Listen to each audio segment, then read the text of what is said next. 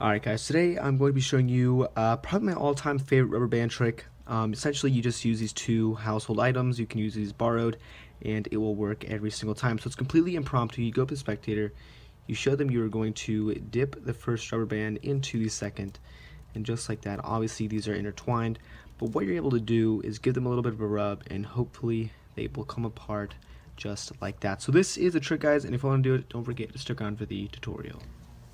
Alright, so here's how the trick is actually going to work. So this is a really old trick called Crazy Man's Handcuffs. It's just one of those classic magician with rubber band type tricks that you can pretty much do. This has been around for a while, and you can do this with pretty much any two rubber bands. The only thing you don't want to do, you want to have these thin ones, because if you have a thick rubber band like that, it's really not going to work, because the rubber bands are going to catch on each other and the spectators are going to see a lot of that flicking motion. So here's what you're gonna want to do. So you have the two rubber bands, and you can have the spectator hold one of the rubber bands like this. It actually makes the trick a lot better if you have the spectator hold the one of the rubber bands horizontal, and then you do the actual move with your other hand. So this way the spectator is a little bit more misdirected. But in this case, I'm just gonna teach it as if you were doing it, just by yourself here.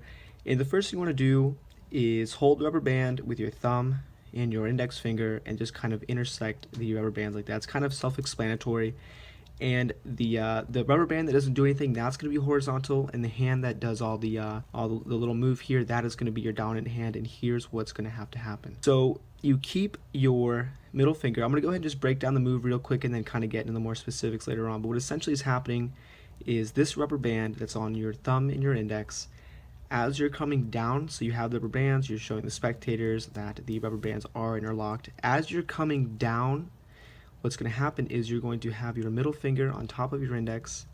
You come down, the rubber band is going to go around your middle finger now, so you should be able to release with your index. You're putting that index finger in between the loop right here with your thumb. This is now coming in, so your thumb and your index finger are now in the same loop.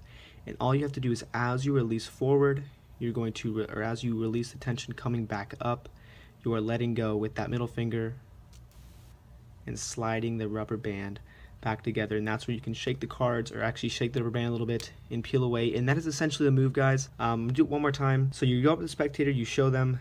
And like I said, it's a lot easier if the spectator's holding the one rubber band flat, because then obviously they're a little bit more misdirected. But you have your middle finger on top, directly on top of your index, and you're going back and forth. You say, look, so I can't get the rubber bands left or right, they're clearly in there. And another way you can do the move is, as you're actually twisting your hands, you do the same exact motion where the rubber band actually falls on your middle finger, just like that. As you can see, I can release with my index. Now it's being held on by my middle finger. Then you can stick your index right here with your thumb in the same loop, and as you come back around, you're letting go with that middle finger, just like that. And you can go really quickly, just so the spectators can't see any of the rubber band kind of flashing. You can kind of move your hands around and then move your hands, so you can move the rubber bands away. So one more time, guys. I'm sure most of you guys have already have this down, but essentially one more time, you have the rubber bands like this. So for anybody else who wants to stick around, this is going to be one more time. You have your middle finger on top of your index, that's completely covering your index finger.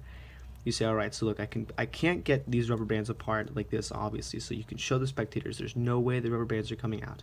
You go left, right, up, down, and as you come down, that rubber band is going to catch that middle finger. You'll be able to release with your index.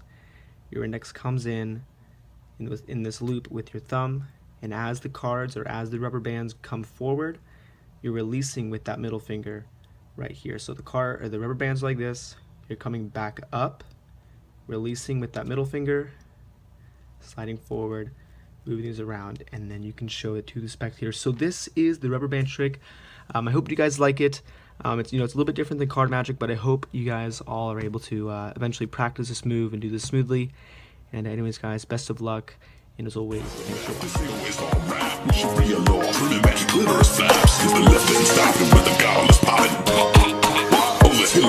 She's a literal vampire, belly goblin, hobbling down, chasing after your mama. Let's go give it to you.